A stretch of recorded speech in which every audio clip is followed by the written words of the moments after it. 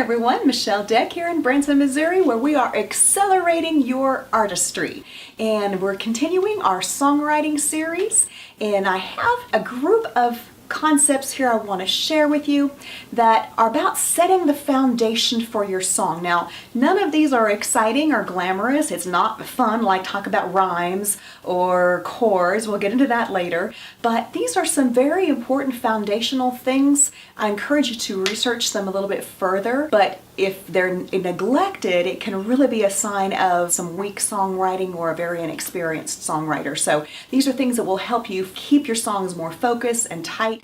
The first element of setting a good foundation, these are just foundational concepts for your songs, is choosing the mode. In Sheila Davis's book, The Craft of Lyric Writing, we've been referring to, she has 5 different modes that can be examples for the setting of a song, and I'll describe them and give you a couple songs as illustrations that you can look up and get an idea of what that means.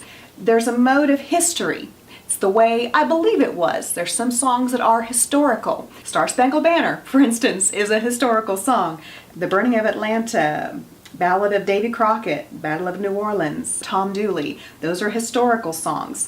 Or another one that's most common is the mode of realism, the way I see it. Now this is your impression, the songwriter's perspective of how you see it. The way I see it is, she works hard for the money. The Windows of the World, In the Ghetto, Jack and Diane, Sniper, just some hits from the past that are set in the mode of realism. That's important. Just decide how you're going to approach your song.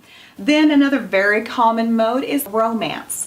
The way I feel about it. Songs are so much about emotions, and that's one reason we love to write them, is to connect emotionally with others. So sad songs say so much. The Impossible Dream, one of my favorites. Everything is Beautiful, Oh What a Beautiful Morning, Can't Help Falling in Love. Those are all tremendously romantic songs, the way I feel about it.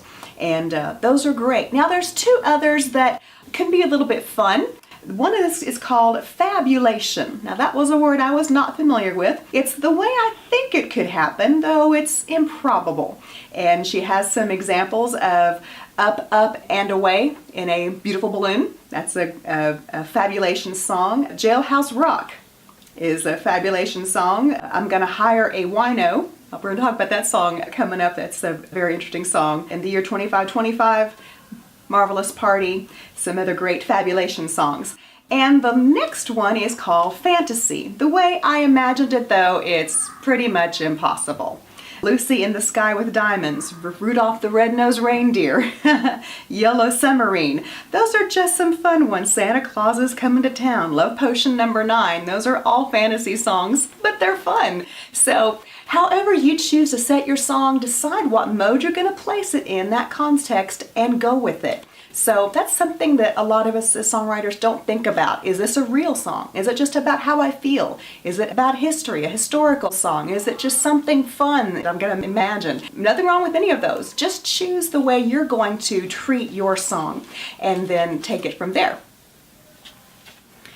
Another few really important tips are to choose the emotional tone. Are you happy? Are you sad? Are you angry? Are you confused? Find your emotional tone of your song and go with it. You can develop it, take it somewhere, but keep that consistent. Think of the gender that you're singing. Is this a song that can only be sung by a woman, can only be sung by a man? Or is it a good duet song that's meant to be back and forth? Or is it gender neutral? If you're writing as a songwriter to write for another artist, hoping that others will record your songs, being neutral in your gender is always best, but we all know some fantastic songs. When a Man Loves a Woman, generally sung by a guy. I Will Survive, usually sung by a lady. I'm sure you can think of many other examples that are more gender specific but have been fantastic hits. So just choose the way you want to go with that. A few other details that are important to define as you're setting the foundation is define your time frame. Are you talking about an event that happened in the past? Are you foreseeing something that's happened in the future? Those kind of things will determine your verb tense so that you're consistent with how you're choosing your words.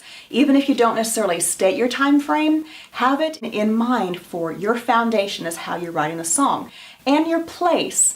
Again, you may define it, you may not, but are you inside? Are you outside? Are you just in bed? Are you just getting up? Your time and place defined can help you choose how to treat your song and where you're going with it. And another very, very important part is your plot. Have an idea of your song. It's best if you can describe the plot of your song in one simple sentence. We'll talk about that in another episode about being very concise with your word choices. But have a plot, someplace to start and someplace you want to go with it, and keep consistent with that thought. Have an idea who your characters are. That goes with the emotional tone and your gender. If you're very upset, very angry, keep consistent with that. Even if you develop it and you come up with a thought that twists, you're a little bit more hopeful.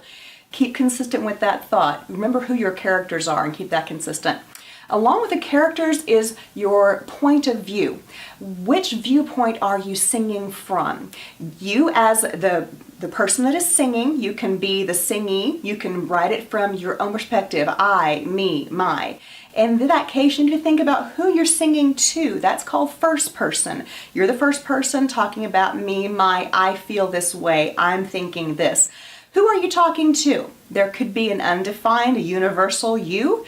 You could be specifically talking to someone, telling them your thoughts. It could be a very intimate moment. It could be a place you're very angry or upset that you're talking to somebody. So have an idea. That's the second person. Who is your defined person? It's always best to have your who you're talking to, where, when, and your why, of course, is your plot. Some songs are set in third person. We're just the narrator. You're telling the story. That's fine too. Sometimes it's better to place it in a third person. For instance, whenever you're writing a song, you're writing it so that some other singer can sing it. And can some other singer take your song and make it their own and feel good about that? If you're writing a song that you're really downing the person, a person of not good character, and you're writing it from the first person, would another singer want to take that song on and sing it about themselves? Maybe not. So in a case like that, you might want to put that into a third person where you're talking about someone else, and then it's not so difficult for the singer to see themselves singing that song. I hope that will make sense. So first person, whether you're talking to somebody, who your second person is, or telling a story in third person, find out how you want to keep your point of view. And over all of these foundational things, the key is make your choice and keep it consistent. You can develop your song. There's hundreds of ways to write the same song, hundreds of ways to take a plot and develop it in a song. A song is just a miniature story. You gotta choose something and make your choices, your foundation, and stick with it.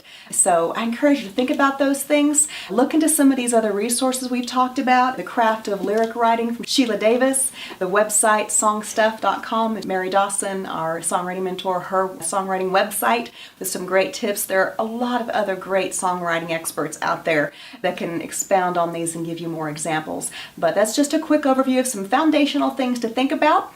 And I hope you join us next time we get into some more exciting things that will be helpful to you as well. So please share this with somebody else you know that is working on developing their songwriting craft. And please comment and share, and we appreciate you so much being part of our family as we accelerate your artistry. God bless you, and we'll see you next time. Bye-bye.